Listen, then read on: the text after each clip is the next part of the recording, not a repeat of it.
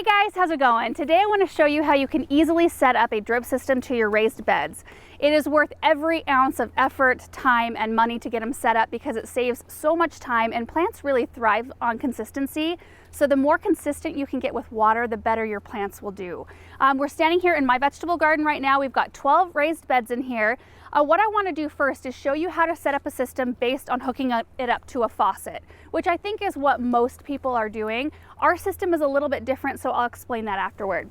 So let's start here. If you're going to be hooking your drip system up to a faucet, it will look just like this. It might be near your house, it might not be right next to your raised beds, but it's a standard 3/4 inch thread right here. Now, if you want the ability to still use a hose, you'll want to do a splitter right at the very beginning.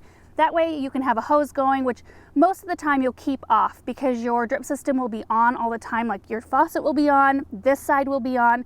The timer right here is what will turn the water on and off. So the timer is the next piece, obviously, and you can get really technical with these. Like there are timers that you can do 4 different drip zones from and run them from an app on your phone. I tend to like the simple dial ones like this. They're very easy to mess with and understand for me. Next piece that you need is a backflow preventer, and that's this piece right here. And what that does, there's a filter in there. If any soil gets into the drip tubing along the way in any part of the system, it'll keep it from getting back down into our actual like live water system here. The next piece you need is a 25 Psi pressure regulator. This helps neck down the pressure so it's appropriate for a drip system. And that's really important because you don't want to be popping emitters off unbeknownst to you and have water going everywhere. The next piece you need is just your adapter. And so what this does is changes your 3/4 inch thread down to a 1/2 inch drip tube right here. The drip tube just pushes right up into that adapter. And then you've got our plain black poly right here. Which there is a difference in quality in your black poly. You can get really cheap stuff that kinks really easy. This stuff, and I don't know if this is something you can find everywhere, but it's always got a blue line down it. It says 1/2 inch Centennial drip tubing. I don't know if that's a brand or not, but it's what we can get in our area, and it's very tough. It's very hard to kink it. So what I have, if this was my system right here, I would start trenching right here. I would try to hide all of this tubing so you don't see it and bring it around the back side of your first bed. And you can see here, because this tubing is so rigid, I used a U-clamp to tack it to the back of the bed. Now, if you're trenching it and it's underneath gravel or soil or whatever, you'll have a lot easier time keeping it tacked down and it won't kind of go everywhere. But these work really handy.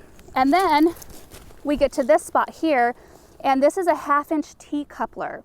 So what this piece does is it enables us to keep going on to our next raised bed, but it also enables us to get up into our raised bed.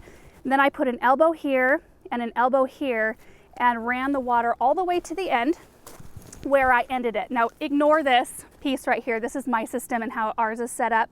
But most people, I'm guessing, don't have a water faucet in each one of their beds. So just pretend that's not there. This is where the water ends. This is what the ender looks like. So you just feed the tube through one end, crimp it, and feed it through the other end. It's really simple. And then you can use landscape staples like this to kind of tack it down into place so it doesn't go anywhere. And then I used a 1/4 inch coupler, which looks like this right here, and a punch tool. And you put your punch tool over your tubing like this, and it just acts like a pair of scissors, and you punch your hole. The coupler goes into the black tubing, and then you put your 1/4 inch tubing on there. And there are a lot of different options for different types of tubing. Up to this point, the last 2 or 3 years, I've been using 1/4 inch soaker hose, and I think that is a very popular choice. In fact, you can still see some in my bed because I haven't adapted all my beds over to this yet. And it is a good option. Like, my plants were happy, but what I found is that it took a long time to saturate the soil to a level where my plants were happy. I feel like the coverage will be a lot quicker with this type of tube, which has emitter holes every 6 inches. It puts out a lot more water a lot quicker. So I'm hoping that by adapting all my beds to this, that I won't have to run the zone as long. You can also get the 1/4 inch with holes spaced every 9 inches or every 12 inches based on what you're growing. So, and then when you get to the end of your run, you'll put a 1/4 inch cap at the end so you don't have water shooting out and everything's contained. I don't have any caps on hand, so we're not going to probably get close in on that. But that's basically what it looks like. So right down here, you've got your black tubing that's still coming from the same access, and you'll do the exact same setup for every single raised bed like I just showed you. And it's just really slick. You only need just a handful of different parts. Once you know what you need, it gets a lot easier once you get into the project. And I remember when I was very first learning about drip systems, it was completely overwhelming. I'd go to the store and stand in front of all those little boxes all over the, like down one whole aisle, and I just got so overwhelmed that I usually just gave up because I just did not know what I needed and I didn't understand. So I'm hoping that seeing all of these pieces put together is helpful for you guys, because it is a game changer in the garden to have drip. So let me show you my system. I have one of my beds adapted over here. So our system is different in that each one of our raised beds has an individual faucet and it's hooked into our irrigation system. We happen to have two big projects going on at the same time, our vegetable garden, and we were getting some new water lines run, and we just decided, since we had this zone we weren't utilizing, that we would bring in water that way so I could have this. So what it essentially is a sprinkler zone. There's white PVC pipe that runs underneath the garden, and then white PVC that comes up. I don't know that this is white, this is copper. There's copper pipes that come off the PVC up into each one of our beds. So I can run it from my Ratio app on my phone. I also can turn off beds as I harvest stuff out and I'm not utilizing a bed for maybe a week or two. I can shut it off so I'm not wasting water. And I realize that setup is probably pretty rare, and I was surprised we were able to get it done. I'm super thankful for it. It's really been handy, but it does make my system a little bit different. So what mine is my faucet here. Of course, this is all winterized in the winter. There's no water here. We just recently turned our water on. And then I've just got an adapter that goes from 3/4 inch down to 1/4 inch. This kind of tubing though, and the soaker hose, is a little bit too flimsy to push up into this adapter here. So I used a piece of solid 1/4 inch tube right here, like I use in my containers to bring up drip system from, underneath. It's a little bit more rigid, and that just pushes up in there. I use a straight coupler, and then I just go off onto my drip tube right here. And it is starting to sprinkle a little bit harder out here. But I just run it like this using landscape staples, run it to the end, swoop it back again to the end right there. And this is what the 1/4 inch cap looks like on the end. This is the only cap I had left, and this bed got it. So I really hope it was helpful to see kind of what our system looks like versus what I think most people's systems look like, because I talk about it so often, but I never show it because our system is so different, and I'm such a visual learner that I have to see somebody do it. Like, I have to see every piece lined up and kind of see it run to each bed to really understand how to do it. So what I'm going to do now is I'm going to work on converting all of my other beds from the 1/4 inch soaker hose, like this right here. You can see this bed I still have in my old system. I'm going to adapt each one of my beds from the soaker hose to this new 1/4 inch tubing with the holes every 6 inches. That's the project today.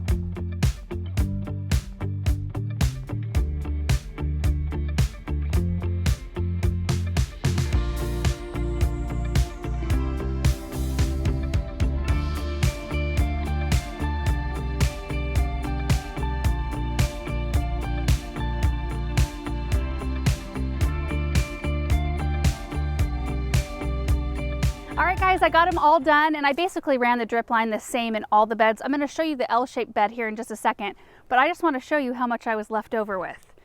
I never guessed this accurately. The store had 3 100-foot rolls, and I bought all 3 of them, and I was left with about 5 feet in the end, which I will hang on to in case I have to make any repairs. I already had to make one repair that I'll show you in a second, but let's head to this raised bed here, and I'll just show you how the drip tube looks. So it starts there in the corner. I came down this way, swooped back, and then came onto this other side of the L, and then swooped it back to this side, back to this one, and then ended it right here. So it's just one continuous piece in each one of the beds, which seemed to work out really well. And it'll be interesting to see. We did fire this up once already, and I can do it from my Ratio app because, again, because of the way we have this set up, it's basically like a sprinkler zone. Instead of sprinklers, we have faucets, essentially. So it's hooked into our irrigation system, and I can run it from Ratio, and I'm going to turn it on here for you so you can see what it looks like. So check this out. You can see it dripping there pretty quickly, and because they're 6 inches apart, I think the coverage is going to be really quick.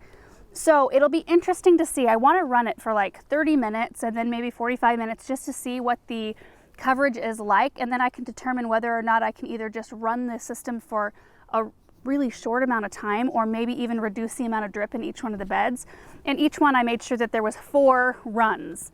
About, I don't know, 6 to 8 inches apart or so from each other. I typically plant 4 or 5 rows of whatever I'm doing in each one of these sides, and these are 3 feet wide. All of my beds are 3 feet wide, and then various lengths. So that seems to work the best for me up to this point. One of the most common questions that I get about drip system, other than like what parts should I go buy, is how long do you run it? And it really depends on so much. It depends on time of year. Like right now, I'll probably run it because I have seeds in the garden. I'll run it for a very short amount of time every single day just to make sure that wherever I have seeds doesn't dry out until they come up. Once I have more established crops, I can start backing off on the amount of water and maybe increasing the amount of time, but doing it less often, if that makes sense. So maybe like instead of watering it for 5 minutes in the morning and at night to keep the soil moist for seeds, once I have plants, then I can go up to like maybe running this whole system for 15 or 20 minutes once every other day or every couple of days. In the summertime, we run it every single day, typically to keep everything happy because it gets super, super hot here. And this spot right here has no protection from wind, really. I mean, we've got our arborvitaes, but they're still on the young side of things, so they don't really provide much of a windbreak, and things just get nailed out here. So it also depends on your climate, how much rainfall you get, and what your soil type is like.